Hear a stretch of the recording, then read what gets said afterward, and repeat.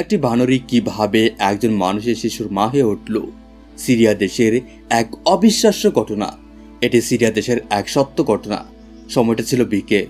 লালচে সূর্য কিরণ প্রাচীন ওই দেশের ধুলো মাটিতে ছড়িয়ে পড়ছিল। বাতাসে শীতলতা ছিল, যা দূর দূরান্তের নির্জন পথগুলোকে আরো ঠান্ডা ও বিষণ্ণ করে তুলেছিল। এই দেশে বাস করত এক ধনী সওদাগর। নাম তার শেঠ আসিফ। সে ছিল সোনার রূপার বড় ব্যবসায়ী। তার সম্পদের গল্প ছড়িয়েছিল প্রতিটি গলি মহল্লায়। তার স্ত্রী গুলবদন ছিলেন এক সাদাসিধে সুন্দরী ও সরল প্রকৃতির নারী। তাদের দাম্পত্য জীবন ছিল সুখে পরিপূর্ণ। সময় এগিয়ে চলল। একদিন গুলবদন গর্ভবতী হলেন। তাদের আনন্দের সীমা রইল না। কিন্তু সেই সময়ই শেঠ আসিফকে ব্যবসার কাজে দেশ ছেড়ে দূরের এক সফরে যেতে হলো। সফরটা সহজ ছিল না। তার সঙ্গে ছিল দুই বিশ্বস্ত সঙ্গী, সাজিদ ও দানিশ। দুজনেই ছিল বিশ্বস্ত, তবে এক রোগ স্বভাবের। তারা উঠের পিঠে মালপত্র তুলে যাত্রা শুরু করলো।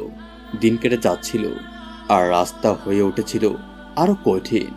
একদিন সূর্য যখন অস্ত যাওয়ার মুখে, তখন তারা এক বিরান মরুভূমিতে পৌঁছালো।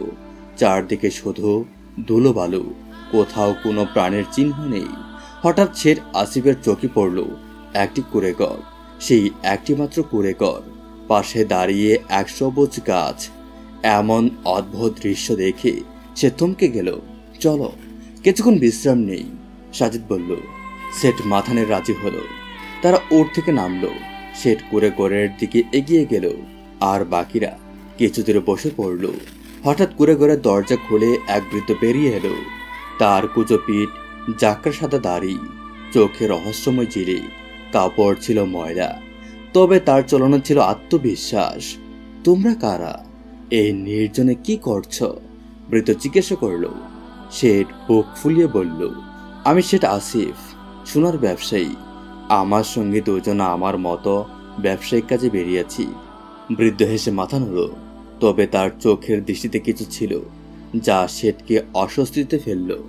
আমি হস্তরেখা পড়তে পারি, বৃদ্ধ বলল। মানুষের ভবিষ্যৎ বলে দিতে পারি।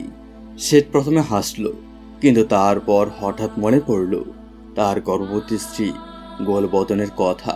ভাবল, জেনে নেওয়া যাক ছেলে হবে না মেয়ে। বৃদ্ধ তার হাত ধরে রেখার উপর আঙ্গুল বুলিয়ে এক ঠান্ডা নিঃশ্বাস ফেলল। তারপর বলল, ছেলে হবে না মেয়ে তা আমি বলতে পারি না, তবে যদি কন্যা সন্তান হয় তবে সে তোমার জন্য লজ্জা ও অপমানের কারণ হবে। তোমার ইজ্জত, তোমার সম্পদ সব কিছু ধ্বংস হয়ে যাবে। এই কথা শুনেই শেঠ আসিফের চেহারার রং ফ্যাকাশে হয়ে গেল। তার চোখে ভয় ও রাগ একসঙ্গে ফুটে উঠল। এমন সন্তান রেখে কি লাভ, মনে মনে ভাবল সে। বৃদ্ধ ছিল আসলে এক দ্রুত প্রতারক। গল্প বানিয়ে মানুষকে ভয় দেখিয়ে অর্থ আদায় করত। কিন্তু শেঠ তার কথা বিশ্বাস করে ফেলল। সে তার সফর বলে বাড়ি ফিরে যাওয়ার সিদ্ধান্ত নিল। সাজিদ আর দানিশ কিছুটা বিরক্ত হলেও কিছু বলল না। বাড়ি ফিরেই শেঠ গুলবদনকে ডেকে কড়া গলায় বলল, আমার ছেলে চাই। মেয়ে হলে তোমাদের দুজনকে মাটিতে পুঁতে ফেলবো। গুলবদনের পা কেঁপে উঠল। সে জানত তার স্বামী যা বলে তা করে ফেলে। সে কিছু বলল না। সময় পার হলো। 9 মাস পরে প্রসবের সময় এলো। এক রাতে চাঁদের আলো তার মুখে পড়ছিল। তখন গুলবদন একটি কন্যা সন্তান প্রসব করল। দাই এই সুখবর জানাতেই শেঠের মুখ রাগে লাল হয়ে উঠল। সে ঘরে ঢুকল, চোখে আগুন, মুখ শক্ত। নিজের হাতে মেরে ফেলো একে, ঠান্ডা গলায় বলল সে। না হলে আমি এমন কিছু করব যা তুমি কল্পনাও করতে পারবে না। গুলবদন কাঁদতে কাঁদতে হাত জোর করে বলল, এটা আমার সন্তান, এত নিষ্ঠুর হও না। কিন্তু সে তার কথায় পাত্তা দিল না। পরদিন সকালে সে সম্পূর্ণ উন্মাদ হয়ে গেল। মেয়েকে গুলবদনের বুক থেকে ছিনিয়ে নিল। গুলবদনের কান্না আকাশ কাঁপিয়ে তুলল, কিন্তু সে কারো কথা শুনল না। শিশুটিকে কুলে তুলে সে ঘর থেকে বেরিয়ে পড়ল। রাতের নিস্তব্ধতা, হালকা চাঁদের আলো আর তার অন্ধকার মন একসঙ্গে মিলেমিশে এক ভয়াবহ মুহূর্ত তৈরি করল। সে যাচ্ছিল গ্রামের বাইরের গভীর জঙ্গলের দিকে। সেই জঙ্গল এত ঘন যে দিনের আলো মাটি ছুঁতে পারে না। পথ চলতে চলতে সে ভাবছিল, এই মেয়েটা আমার সর্বনাশ করবে। বড় লোকটা ঠিকই বলেছে। জঙ্গলে পৌঁছে সে চারদিকে তাকালো। নির্জনতা ছাড়া আর কিছুই নেই। এক গাছের নিচে সে শিশুটিকে মাটিতে শুইয়ে রাখলো। বাচ্চাটা তখনও ঘুমিয়েছিল। সেটার মনে একবার কাঁপুনি উঠল, কিন্তু সে মন শক্ত করে ফেলল। সে খনন করতে লাগলো ছোট্ট একটা গর্ত। ঘাম তার কপাল বেয়ে পড়ছিল, আঙ্গুলে মাটি জমে যাচ্ছিল। গর্ত তৈরি হলে সে শিশুটিকে রাখলো ভেতরে। প্রথম মুঠো মাটি যখন শিশুটির গায়ে পড়ল, তখন মেয়েটা কেঁপে উঠল, একটানা সিসকি দিয়ে উঠল। সে থমকে গেল, তার হাত কেঁপে উঠল। এক মুহূর্ত সে দ্বিধাই পড়ল না, কিন্তু তারপর ভয় ও রাগে পাগল হয়ে গেল। সে দ্রুত মাটি ফেলতে লাগলো। শিশুর নিঃশ্বাস তখন মাটির নিচে চাপা পড়ছিল। এই পুরো দৃশ্যটা দূর থেকে একটি গাছের ডালে বসে দেখছিল এক বানরী। তার নিজের বাচ্চা তখনও তার বুকে চেপেছিল। বানরী সবকিছু লক্ষ্য করছিল। সে চলে যাওয়ার সঙ্গে সঙ্গে সে গাছ থেকে লাফ দিয়ে নিচে নামলো। তার বাচ্চাকে কাঁধে ঝুলিয়ে সে গর্ত খুঁড়তে শুরু করলো। খুব অল্প সময়ের মধ্যেই সে শিশুটিকে বের করে আনলো। মাটিতে লেপ্টে থাকা শিশুটির নিঃশ্বাস এখনো চলছিল। সে কাঁদছিল, একটি দুর্বল কোমল কণ্ঠস্বর, যা যেন গাছ গাছালির ফাঁকে গোটা জঙ্গলের প্রতিধ্বনিত হচ্ছিল। বানরী তাকে কোলে তুলে নিল। তার চোখে এক অদ্ভুত মাতৃত্বের ছাপ ছিল, যেন নিজের সন্তানকে বুকে চেপে ধরেছে। সে তাকে নিয়ে জঙ্গলের মধ্যে এদিক ওদিক হাঁটতে লাগলো। কখনো শিশুটিকে আকাশে তুলে হাসাতে চাইতো, আবার কখনো পাতা দিয়ে মুখ মুছিয়ে দিত। কিন্তু শিশুটির কান্না থামছিল না। তার হু হু করে কাঁদা ক্রমশ বেড়ে যাচ্ছিল। বানরী তাকে মনোযোগ দিয়ে দেখল। ক্ষুধার্ত চোখ, কাপা ঠোঁট। তারপর যেন হঠাৎ করে কোনো মায়ের মন জেগে উঠল তার মধ্যে।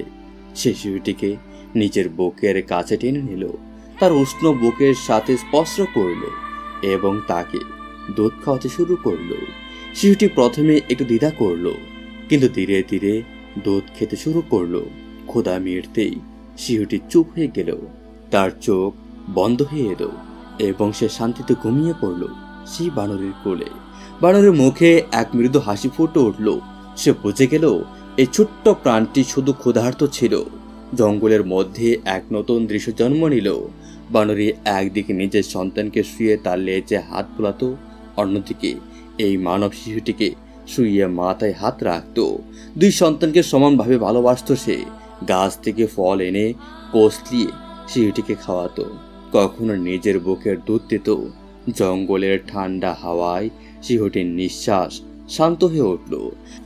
সে এখন এই বানরের জীবনের একটি অংশ হয়ে উঠেছিল। শিশুটি মাঝে মাঝে হেসে উঠত এবং তার হাসির আওয়াজ গাছের ডালে ডালে ছড়িয়ে পড়ত। বানরী কখনো তাকে উঁচু গাছে নিয়ে যেত, কখনো ঝোপঝাড়ের আড়ালে লুকিয়ে রাখত। অন্যদিকে আসিফ বাড়ি ফিরে এসেছিল। মুখে ছিল কঠোরতা, কিন্তু অন্তরে এক অদ্ভুত শান্তি। আমি আমার মেয়েকে মেরে ফেলেছি, সে বারবার ভাবছিল। এখন আমার সম্মান বাঁচবে, আমার ব্যবসা বাড়বে। সে বারবার সে বৃদ্ধের কথাগুলোকে মনে করছিল এবং নিজেকে সান্ত্বনা দিয়েছিল। সে ছাদের ওপর বসে সোনার মুদ্রা গুনছিল, যেন কিছুই ঘটেনি, কিন্তু গোলবদনের অবস্থা করুণ ছিল। সে ঘরের এক কোণে ছিটিয়ে বসে কাঁদছিল। তার চোখের পানি থামছিল না, মুখ ফ্যাকাশে, হাত কাঁপছিল। আমার মেয়ে কোথায় গেল? তার কি হলো? সে ভাবছিল। সে আসিফের দিকে তাকালো, কিন্তু তার কঠোর চেহারা দেখে কিছু জিজ্ঞাসা করার সাহস পেল না। তার স্বামী ছিল জেদি, আর সে ছিল অসহায়। জঙ্গলে শিশুটি তখনও বেঁচে ছিল, বানরীর কোলে। আসিফ ভাবছিল সে মারা গিয়েছে। গোলবদনের হৃদয় ভেঙে গিয়েছিল। সময় নিজের গতিতে এগিয়ে চলল। জঙ্গলের সেই ছোট্ট শিশুটি বড় হতে লাগলো। বানরী এখন তার মা হয়ে উঠেছে। শিশুটির মুখে ভাষা ছিল না, কিন্তু সে বানরীর প্রতিটি ডাক, প্রতিটি ইশারা বুঝতে শিখেছিল। সে তাকে মা বলেই জানত। প্রতিদিন সকালে বানরী তাকে নিয়ে জঙ্গলে যেত। উঁচু গাছ থেকে ফল তুলত, কখনো পেয়ারা, কখনো বুনো বড়ই। সেগুলো নিজের নখে ছিঁড়ে ছোট্ট টুকরো করে শিশুটিকে খাওয়াতো। শিশুটি হাসত, ফল মুখে চেপে বানরীর নকল করত। জঙ্গলের সবুজ ছায়ায় তাদের একটা ছোট্ট সুখী জগৎ গড়ে উঠেছিল। একদিন সেই জঙ্গলে এলো এক নতুন অতিথি, হাকিম আসলাম। একজন বৃদ্ধ সরল হৃদয়ের মানুষ, যার মুখে থাকতো সত্যের কথা আর হাতে থাকতো শিফা। লোকেরা বলতো হাকিম সাহেবের ওষুধে কঠিন রোগও সেরে যায়। তিনি জঙ্গলে এসেছিলেন গাছরা ওষুধের পাতা সংগ্রহ করতে। কাঁধে জ্বলছিল পুরনো এক থলে, যাতে তিনি গাছের পাতা, মূল আর ফুল সংগ্রহ করতেন। তার দাড়ি সাদা, মুখে কাটা কাটা বাজ, কিন্তু চোখে এক অদ্ভুত দীপ্তি। তিনি ধীরে ধীরে হাঁটছিলেন। হঠাৎ এক গাছের নিচে বানরীকে দেখতে পেলেন।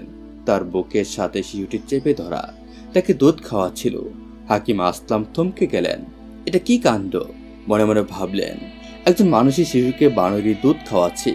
প্রথমে তিনি ভাবলেন হয়তো বানরী কোনো মায়ের কাছ থেকে শিশুটিকে ছিনিয়ে এনেছে, কিন্তু তিনি ভালোভাবে লক্ষ্য করতেই চিত্র বদলে গেল।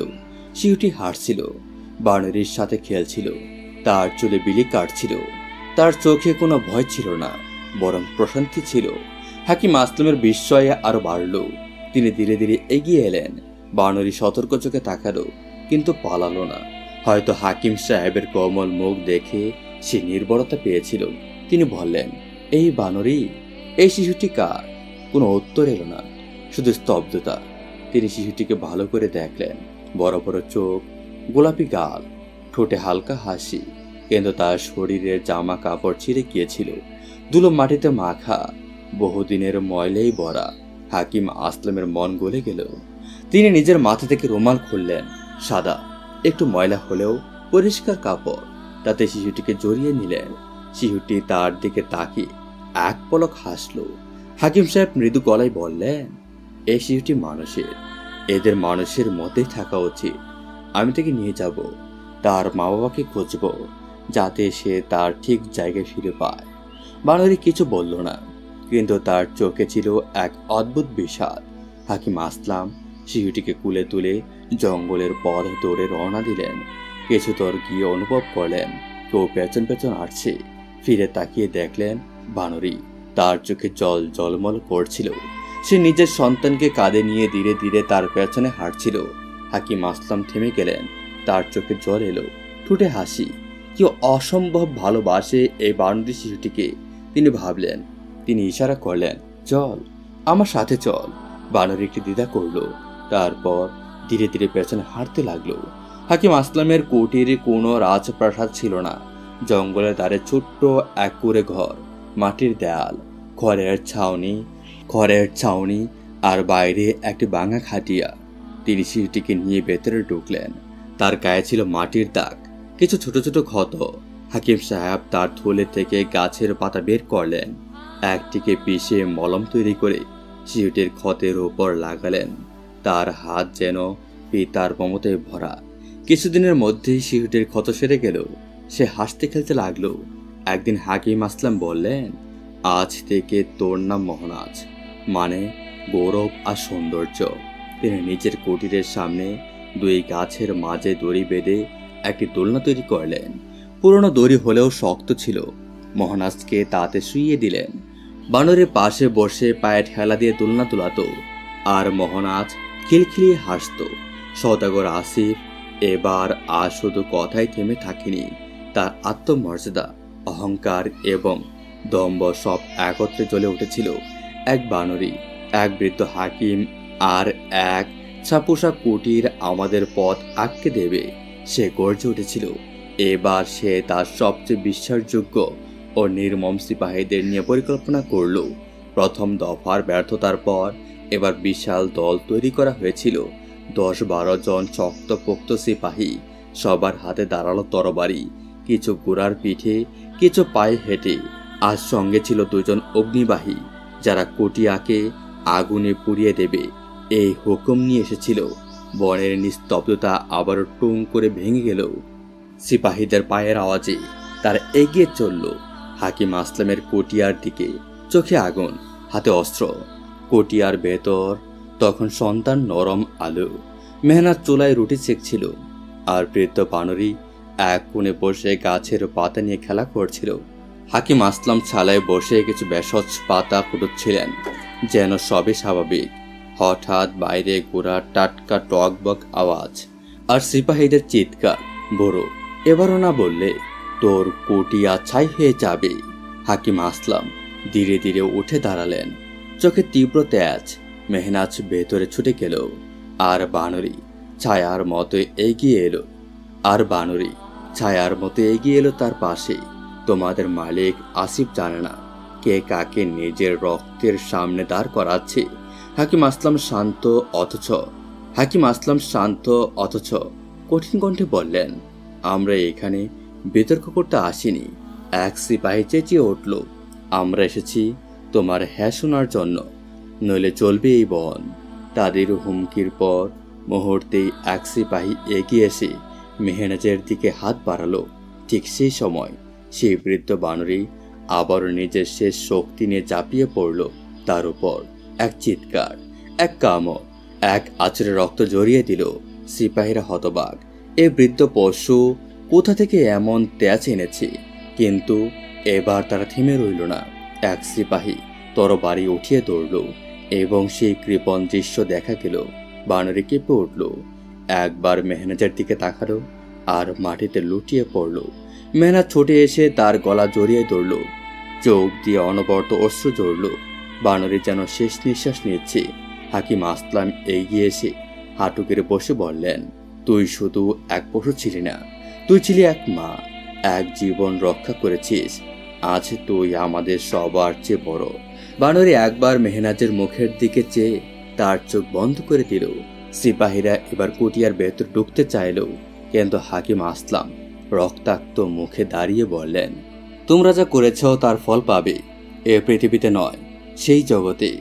এই মেয়েকে তোমাদের কাছে দেব না, কারণ তার রক্ত তোমাদের রক্ত, আর ভাই বোনের বিয়ে হয় না, হারাম। সব সিপাহী স্তব্ধ হয়ে গেল। একজন জিজ্ঞেস করলো, তুমি কি বললে? হাকিম আসলাম চিৎকার করে বললেন, হ্যাঁ, সে মেহনাজ, আসিফের মেয়ে, যার জন্মের পর তোমাদের মালিক তাকে জঙ্গলে ফেলে দিয়েছিল, যার মৃত্যুর আদেশ দিয়েছিল সে নিজে। হাকিম আসলাম চিৎকার করে বললেন, হ্যাঁ, সে মেহনাজ, আসিফের মেয়ে, যার জন্মের পর তোমাদের মালিক তাকে জঙ্গলে ফেলে দিয়েছিল, যার মৃত্যুর আদেশ দিয়েছিল সে নিজে। সে মেয়েকেই আজ তোমাদের মালিকের ছেলের জন্য চাওয়া হচ্ছে। সবার মুখ ফ্যাকাশে হয়ে গেল। এই খবর দাবানলের মতো ছড়িয়ে পড়ল। দূরে শহরে বসে আসিফও এই সংবাদ শুনে হতবাক। তার মুখ শুকিয়ে গেল। নিজের ভুল, নিজের পাপ সব যেন সামনে দাঁড়িয়ে গিয়েছে। সে বসে পড়ল। না না, এটা হতে পারে না। সে কাঁপা কণ্ঠে বলল, জাবেদ তখন মূর্তির মতো দাঁড়িয়েছিল। তার ভেতরে সবকিছু ভেঙে পড়েছে। যার চোখে সে স্বপ্ন দেখেছিল সে তার নিজের বোন। তার ভেতরে ঘৃণা, লজ্জা, দুঃখ সব একসাথে। সে চিৎকার করে উঠল, আল্লাহ, আমি কি ভুল করেছিলাম? তবে এই চিৎকার যেন এক অনুতাপের সূচনা। সে ছুটে গেল হাকিম আসলামের কুটিয়ায়। হাঁটু গেড়ে বসে কাঁদতে কাঁদতে বলল, আমাকে ক্ষমা করুন, আমি জানতাম না। হাকিম আসলাম তাকে উঠে দাঁড় করালেন। ভুল করলে অনুতাপ করো, কিন্তু সওদাগর আসিফকে বোঝাও, সে যেন তার পাপ বোঝে। তার প্রতাপ তাকে অন্ধ করে দিয়েছে। কাহিনীর এই মোড়ে মেহনাজ তার অতীত জেনে স্তব্ধ। তার হৃদয় কেঁপে উঠেছিল। সে তার জন্মদাতাকে চিনত না, চেয়েও না।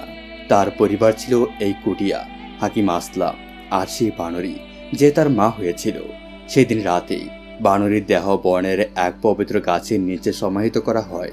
চারপাশে পাখির ডাক, হাওয়া শোষ শব্দ, আর মেহনাজের চোখে অশ্রু। তুই আমার মা ছিলি আর থাকবি, জান্নাত তোরই প্রাপ্য। সে ফিসফিস করে বলল, এই লোকগুলো ছিল খুব কঠোর আর নিষ্ঠুর। যাও। সে হুকুম দিল, আগে ওই বানরীটাকে শেষ করো, তারপর হাকিমকে আমার কাছে নিয়ে এসো। সিপাহীরা আবার কুটিয়ার দিকে রওনা হলো। এবার তারা আগে বানরীটাকে ঘিরে ফেললো। লাঠি আর তলোয়ার দিয়ে আক্রমণ শুরু করলো। বুড়ি বানরীর লড়াই করার চেষ্টা করলো, কিন্তু তার শক্তি শেষ হয়ে গিয়েছিল। সে মারাত্মকভাবে আহত হয়ে মাটিতে পড়ে গেল। নিঃশ্বাস ধীরে ধীরে থেমে আসছিল। এরপর তারা হাকিম আসলামকে ধরে নিয়ে এলো রাজপ্রাসাদে। তাকে একটি অন্ধকার কক্ষে বন্দি করে রাখা হলো। চারদিকে পুরো দেওয়াল, উপরে ছোট্ট একটি জানালা দিয়ে হালকা আলো ঢুকছে। আসিফ তার সামনে এসে দাঁড়ালো। তার মুখ রাগে আর অহংকারে জ্বলছিল।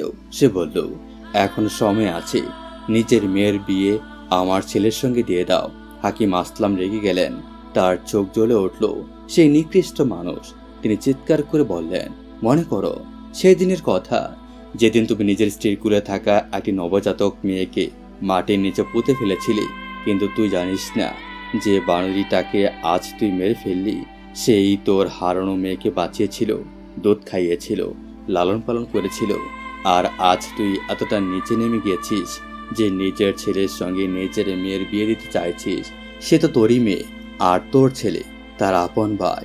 এই কথা শুনে আসিফ স্তব্ধ হয়ে গেল, মুখ ফ্যাকাশে হয়ে উঠল। কিন্তু তার অহংকার তখনও ভাঙেনি। তার কাছে মেয়ের বেঁচে থাকা বরদাস্ত হচ্ছিল না। না, সে ফিসফিস করল, ও মেয়েটার মরে যাওয়ার দরকার। সে একজন সিপাহীকে ডেকে পাঠালো, একজন লম্বা কঠোর চেহারার সৈনিক যার হাতে চকচকে তলোয়ার। আসিফ বলল, জঙ্গলে একটা মেয়ে থাকে, ওকে মেরে ফেলো, আর প্রমাণ হিসেবে ওর চোখ তুলে নিয়ে এসো। সিপাহী রওনা হলো, কুটিয়ার কাছে পৌঁছালো। সেখানে একা বসেছিল মেহনাজ। তার প্রিয় বুড়ো বানরীর পাশে বসে কাঁদছিল। তার হাতে ছিল একটা ফুল, যেটা সে আদর করে ছুঁয়ে যাচ্ছিল। সিপাহী তাকে লক্ষ্য করল এবং তলোয়ার তুলল। ঠিক তখনই মেহনাজের চোখ তার দিকে পড়ল। সে কাঁদতে কাঁদতে বলল, আমায় মারো না, হাকিম সাহেব আমায় লালন পালন করেছেন। ওই বানরী আমার প্রাণ বাঁচিয়েছিল, আমি তো কারো কোনো ক্ষতি করিনি। সিপাহীর হাত থেমে গেল, তার চোখে জল এসে গেল। আমি ওকে কেন মারব? সে ভাবল, কারো আদেশে আমি একটা নিরপরাধ মেয়েকে কেন হত্যা করব? সে তলোয়ার নামিয়ে বলল, ভয় পেও না বোন, আমি তোমাকে মারব না, তুমি এখানেই থাকো। মেহনাজ ধীরে ধীরে শান্ত হলো। সিপাহী ফিরে গেল, পথে একটি ছাগলকে হত্যা করলো। তার চোখগুলো তুলে নিল, আর রক্ত মাখা চোখ দুটো নিয়ে আসিফের কাছে ফিরে গেল। হুজুর, কাজ শেষ, সে বলল, এবং চোখ দুটি তার সামনে রাখলো। আসিফ দেখে খুশি হলো, মনে করলো মেয়েটা মরে গিয়েছে, মুখে শান্তির ছায়া। কিন্তু এই পুরো ঘটনা চুপি চুপি দেখছিল গুলবদন। সে পর্দার পেছনে দাঁড়িয়ে সব শুনছিল। তার মন কেঁপে উঠছিল। সিপাহী চলে গেলে সে তাকে গোপনে ডেকে নিল। কাপা গলায় জিজ্ঞেস করলো, সত্যি বলো, তুই কি আমার মেয়েকে মেরে ফেলেছিস? সিপাহী গুলবদনের চোখে এক মায়াময় দৃষ্টি দেখলো। না মা, সে বলল, আমি আপনার মেয়েকে একটু আঘাত করিনি। সে এখনো বেঁচে আছে, নিরাপদে আছে জঙ্গলের কুটিয়ায়। এটা শুনে গুলবদনের চোখে অশ্রু গড়িয়ে পড়ল, কিন্তু ঠোঁটে একটু খানি শান্তির হাসি ফুটে উঠল। তার হৃদয় হালকা হয়ে গেল। আসিফ ভাবছিল, তার গোপন পাপ কেউ জানে না, কিন্তু গুলবদন এখন সব জেনে গিয়েছে। হাকিম আসলাম বন্দি অবস্থায় ছিলেন, আর মেহনাজ এখন একা জঙ্গলে ছিল তার বন্ধু বানরীর সাথে। কিছুদিন পর বানরীটি অসুস্থ হয়ে উঠল। মেহনাজ তার ছোট কুটিয়ে আগের মতো থাকতে লাগলো। প্রতিদিন কাঠ কুড়িয়ে চুলা জ্বালিয়ে রুটি বানাতো, একটানা পরিশ্রম করত। একটা রুটি নিজে খেত, বাকি দিত বানরীকে। এভাবে কাটছিল তার দিন। কিন্তু সে জানতো না, তার জীবন খুব শীঘ্রই একটি বড় বাঁকে পড়তে চলেছে।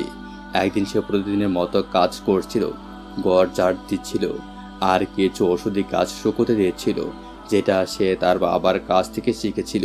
হঠাৎ কুড়ার টাপ শুনে সে চমকে উঠল। বাইরে তাকিয়ে দেখলো এক সিপাহী, যার জামায় সুলতানাদের চিহ্ন ছিল। কোটিয়ার সামনে সে থেমে গিয়েছে।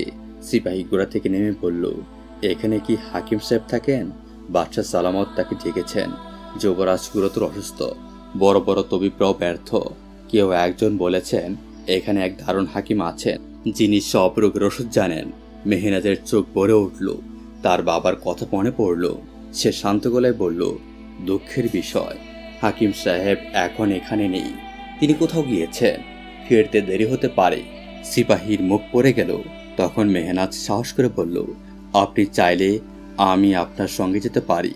হাকিম সাহেব আমার বাবা, তিনি আমায় চিকিৎসার সব কিছু শিখিয়েছেন।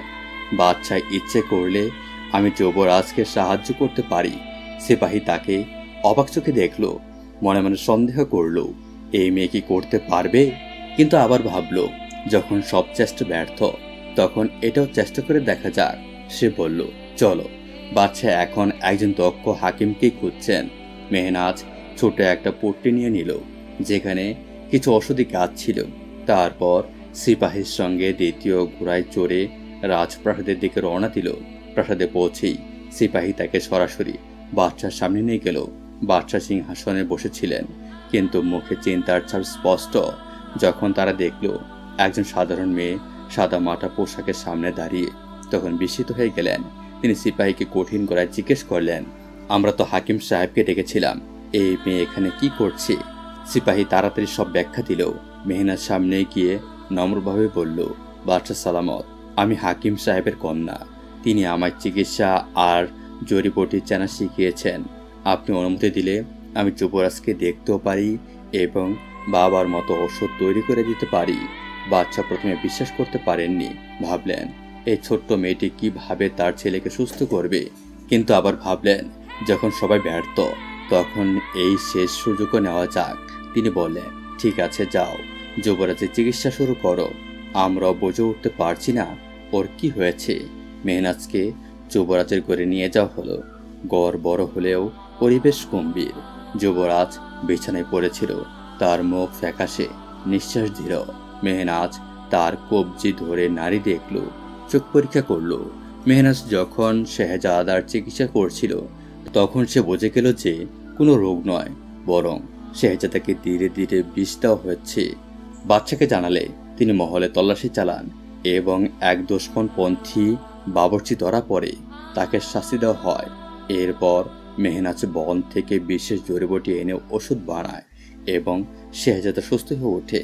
বাচ্চা খুশি হয়ে মেহনাজকে পুরস্কৃত করতে চাইলেও সে কিছু না চেয়ে চুপ থাকে। পরে শেহজাদাকে যখন জানা গেল যে মেহনাজি তার জীবন রক্ষা করেছে, সে তাকে দেখে প্রেমে পড়ে যায় ও বিয়েও করতে চায়। বাচ্চা সম্মতি দেন এবং মেহনাজও রাজি হয়ে যায়। বিয়ের পর সে বন্ধুর মতো বড় হওয়া বানরটিকেও রাজপ্রাসাদে নিয়ে আসে। 1 বছর সুখে কেটে যায় এবং তাদের একটি কন্যা সন্তান হয়। কিন্তু এক রাতে মেহনাজ চাঁদের আলোয় চোখের জল ফেলতে থাকে, কারণ তার বাবা আজও শত্রুর হাতে বন্দী। তখনই শেহজাদা জানায় আজ কিছু অতিথি আসছেন যাদের চিকিৎসা দরকার। সন্ধ্যায় যখন অতিথিরা আসে, মেহনাজ তাদের এক ঝলক দেখে হতবাক হয়ে যায়। বাবার চেহারায় কষ্টের ছাপ, মায়ের মুখে দুশ্চিন্তা আর ভাইয়ের চোখে সুখ। মেহনাজ নিজেকে সামনে নেয়, কারণ এবার সে শুধু হাকিমা নয়, একটি মেয়ে যার ভালোবাসা আজ দায়িত্ব হয়ে ফিরে এসেছে। মহারাজের মনে হচ্ছিল যেন কেউ খুব ভারী কোনো রোগ তাকে ছুঁড়ে দিচ্ছে। তার মাকে অত্যন্ত বিষণ্ণ আর ক্লান্ত লাগছিল এবং ভাই চুপচাপ এক কোণে বসেছিল। মহারাজের পা তখন স্থির হয়ে গেল, তার হৃদয় জোরে জোরে দরকার ছিল। সে বুঝতে পারছিল না এই সব কিভাবে সম্ভব হতে পারে। ঠিক তখনই শেহজাদা তার পেছনে এসে দাঁড়ালো। সে দেখে মহারাজের কাছে এসে থেমে গেল। তার জিজ্ঞাসা করলো, কি হয়েছে? তুমি ভেতরে যাও। কেননা? মহারাজ কাঁপতে কাঁপতে শাহজাদার দিকে তাকিয়ে জিজ্ঞাসা করলো, এই লোকেরা কারা? তুমি তাদের কিভাবে চেনো?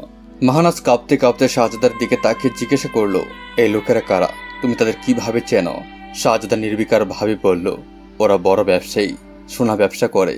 আমাদের রাজপ্রাসাদের গয়নাগুলোও তারা তৈরি করে। আব্বাজান ওদের পুরনো বন্ধু। ওদের অসুস্থতা খারাপ হওয়ায় তারা এখানে এসেছে যাতে তুমি তাদের চিকিৎসা করতে পারো। এরপর একটু থেমে বলল, তোমাকে আরেকটা কথা পরে বলবো। মহারাজের মন বিষণ্ণ হয়ে গেল। তার বুদ্ধি অবশ্যই গেল যে লোকেরা তার বাবাকে বন্দি করে রেখেছিল তারা কি করে তার শ্বশুর বাড়িতে অতিথি হয়ে বসে আছে।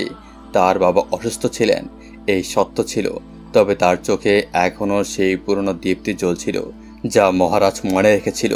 সেই রাত মহারাজ পরিবারের সামনে যেতে পারেনি।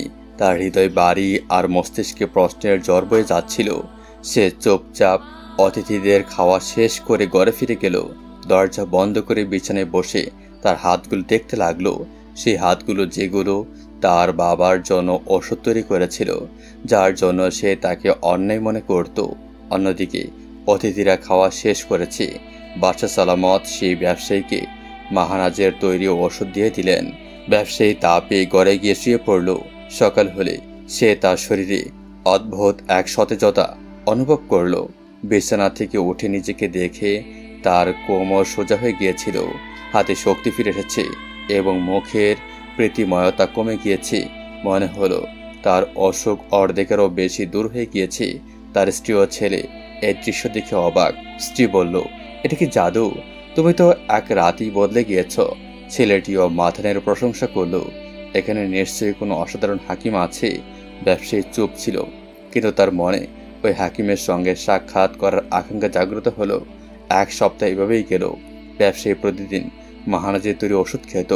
বাদশার সৈনিকরা তাকে একটি ছোট বোতলে ওষুধ দিয়েছিল, যেখানে লেখা ছিল কখনো কিভাবে নিতে হবে। 7ম দিনে সে পুরোপুরি সুস্থ হয়ে গেল। তার শ্বাস প্রশ্বাস আগের মতো তেজি হলো, হাঁটার গতি শক্তিশীল হলো এবং চোখে প্রাণ ফিরে এলো। সে বাদশা সালামতের সামনে হাত জোড় করে বলল, বাদশা, তোমাদের বন্ধুত্ব তো পুরনো, কিন্তু তোমার বউ অসাধারণ। আমি 1 বছর ধরে অসুস্থ ছিলাম। কত হাকিম তবিবের কাছে গিয়েছি, কত ওষুধ খেয়েছি, কিন্তু লাভ হয়নি। কিন্তু তোমার বউয়ের ওষুধে আমি সুস্থ হয়েছি। আমি তাকে দেখতে চাই, তার প্রতি কৃতজ্ঞতা জানাতে চাই। বাচ্চা হাসলো, বলল, না বন্ধু, হয়তো আমি নই, অন্য কেউ ভালো ছিল, কিন্তু সে সৎ চিন্তা করতে পারেনি। বাচ্চা তখন শাহজাদাকে ডেকে বলল, যাও, তোমার বউকে নিয়ে এসো, আমাদের অতিথিরা তাকে দেখতে চায়। শাহজাদা চলে গেল। সে মহানাজের ঘরে পৌঁছালো, যেখানে সে চুপচাপ বসেছিল, চোখ এখনো ভেজা। শাহজাদা নরম কণ্ঠে বলল, চলো, অতিথিরা তোমাকে দেখতে চায়, আবার ডেকেছি। মহানাজ মাথা তুলে গভীর শ্বাস নিল এবং প্রস্তুত হলো। সে লম্বা দোপট্টা ঢেকে শাহজাদার সঙ্গে অতিথি খাবারের ঘরে গেল। ওখানে পৌঁছে ব্যবসায়ী ও তার ছেলে তাকে দেখে অবাক হলো। ব্যবসায়ীর ছেলের পা জমিন থেকে ছিটকে গেল, চোখ বড় হয়ে গেল। ব্যবসায়ীও হতবাক হয়ে তাকিয়ে রইল। সে তার মেয়েকে চিনতে পেরেছিল, সেই মহানাজ, যাকে সে বছর আগে মরতে ফেলে দিয়েছিল। ব্যবসায়ীর স্ত্রীও বিস্মিত হয়ে গেল। ব্যবসায়ীর চোখ মহারাজের উপর ছিল। বাড়ছে এগিয়ে এসে ব্যবসায়ীর কাঁধে হাত রাখলো, বলল, আমার বন্ধু, তোমার চেয়ে ভালো মানুষ হয়তো আর কেউ ছিল না, কিন্তু যে নিজের ভালোবাসাকে অন্যায় বদলে ফেলেছিল সে তুমি। মেয়েরা অমূল্য। তুমি তোমার সম্মান বাঁচাতে এই মেয়েটিকে জীবন্ত মাটিতে চাপা দিয়েছিলে, কিন্তু একটি প্রাণী, একটি বানর, তার মা হয়ে তাকে বাঁচিয়েছে। এত বছর ধরে তোমার মেয়ে বেঁচে ছিল, জঙ্গলে কষ্ট পেয়েছে, আর তোমার সম্মানে 1 বিন্দু হানি হয়নি। ব্যবসায়ীর চোখ নেমে গেল, মুখ শুকিয়ে গিয়েছিল এবং গলায় কিছু আটকে গেল। সে কিছু বলতে চাইল, কিন্তু শব্দ বের হলো না। মহানাজ চুপচাপ দাঁড়িয়েছিল, চোখে জল কিন্তু মুখে শান্তি। বাচ্চার কথা ব্যবসায়ীর হৃদয় ছুঁয়ে গেল। ঘরটিতে সবাই সেই মুহূর্ত অনুভব করছিল, একজন বাবা ও মেয়ের দীর্ঘদিনের সত্যি মুখোমুখি। মহারাজ অতিথি খাবারের ঘরে দাঁড়িয়েছিল। বাচ্চার কথা তার কানে বাজছিল। তার হৃদয় ভারী হয়ে গেল এবং চোখে অশ্রু ঝরতে শুরু করলো। হঠাৎ সে ফেটে পড়ল কাঁদতে। তার কণ্ঠে বেদনা ছিল, যা বছরগুলোর দুঃখ বহন করছিল। সে কাঁপতে কাঁপতে বলল, আমি তো সব সময় মা বাবার অভাবেই বড় হয়েছি। জানতাম না আমার মা বাবাকে। আমার বাবা আমাকে তার হাত থেকে দূরে সরিয়ে দিয়েছিল।